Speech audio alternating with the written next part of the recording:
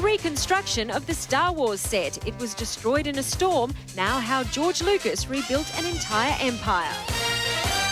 Welcome to the most watched entertainment news program in the world. This is Entertainment Tonight, presented by Women's Day.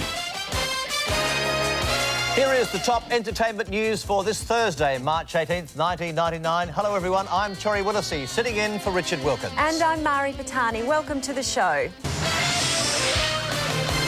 Star Wars creator George Lucas and his crew have been working overtime to bring their new movie to the theatres. Now, coming up on ET, how they rebuilt the set after a devastating desert storm in time to keep the film on schedule. What you are about to see has never been seen in this country. Exclusive footage from the faraway set of the new Star Wars movie. Every detail about the movie has been kept a secret, including a disastrous desert storm that destroyed the set and delayed production. But now ET's Leonard Moulton takes us for an amazing look behind the scenes in the ET cover story.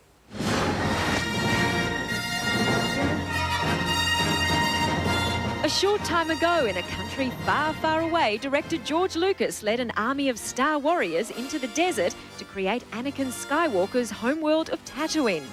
26, George, take 2A camera.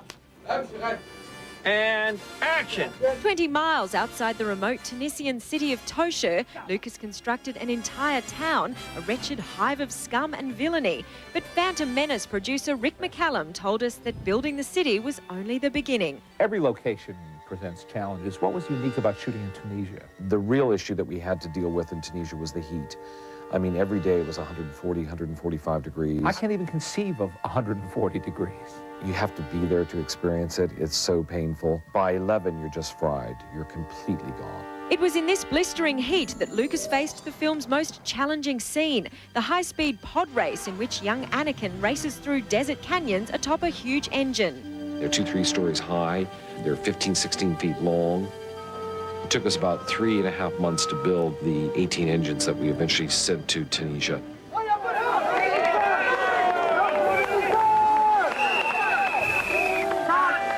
We do not work on a normal level. We arrive and we shoot, and nothing stops us shooting, no matter what the natural disaster that hits us. And disaster did strike. After only 2 days of shooting, the set was rocked by a violent storm. The winds apparently that night had reached about 115, 120 miles an hour. So they literally lifted up engines that weighed 3,500, 4,000 pounds and just flew them 100, 200 yards away from where they were. And of course, during that process, everything was basically destroyed. We have Anakin, the little boy. These are his engines, which play the most crucial part in the movie. They're split in two, which doesn't look good. To have your entire set demolished, it's just devastating. How did you deal with it? One of the things that held us up the most was we couldn't find Liam Neeson's mustache, his beard. I mean, that had flown off to Libya. Liam's wig, how's that? They're working, they're still finding bits and pieces. The set took months to rebuild, and throughout the chaos, one crew member retained the patience of a Jedi Master. George was totally calm about the storm.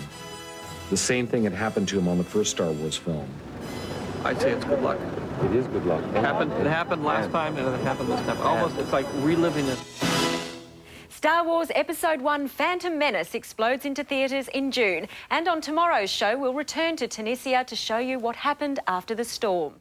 In cinemas in June, there is no doubt that it'll be an intergalactic hit. But before director George Lucas shot one frame of the film, he sent out a worldwide call for a boy to play Anakin Skywalker, who would, of course, grow up to be Darth Vader. And E.T. can show you the auditions from the official Star Wars internet site.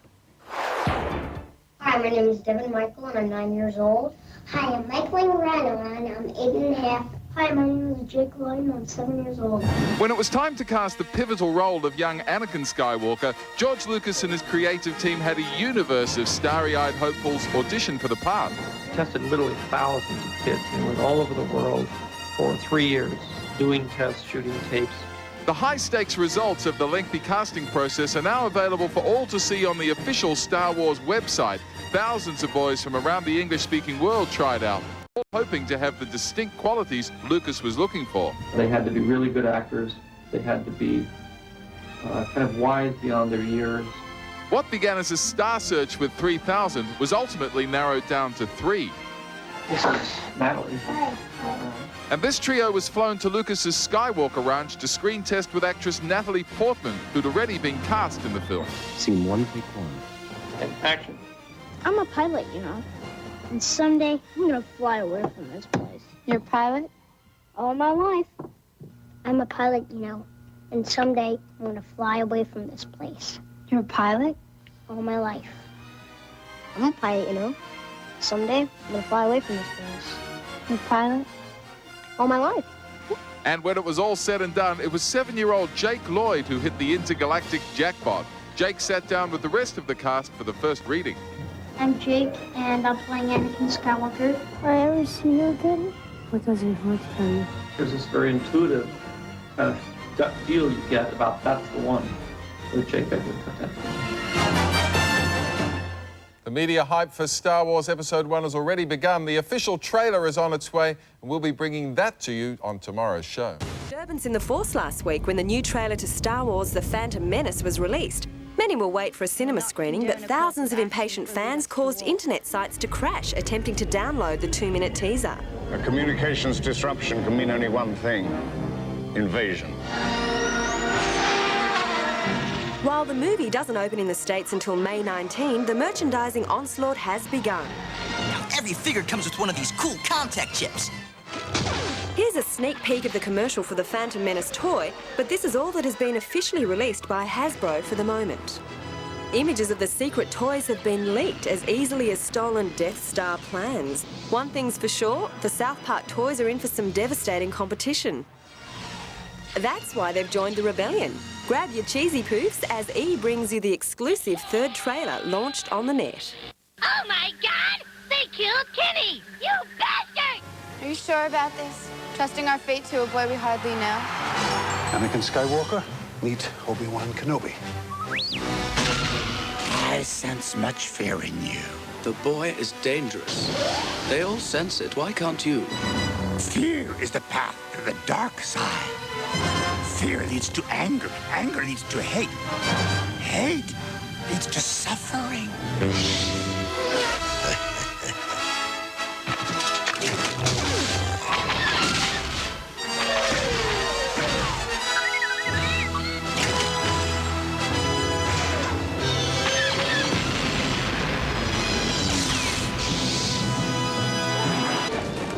Invasion from the Empire is upon us. So it's fitting that our final Star Wars news comes from Darth Vader and R2-D2. Oh, I would love to reprise the Darth Vader role when it comes up.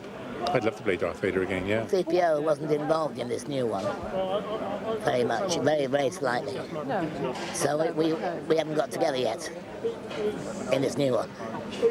But when we do the next two, I imagine, I don't know, that we probably will be more involved with each other. Wipe them out. All of them.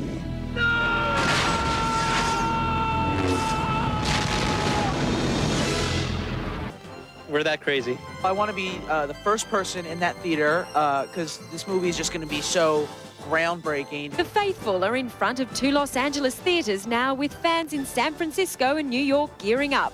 One website is offering a contest where fans log in and out whenever they get in line. The ones with the most log-in time win a closer spot to the box office when tickets go on sale. Some are also sponsored to raise money for charity. I've waited a long time for this, and to put it off any longer than necessary would suck.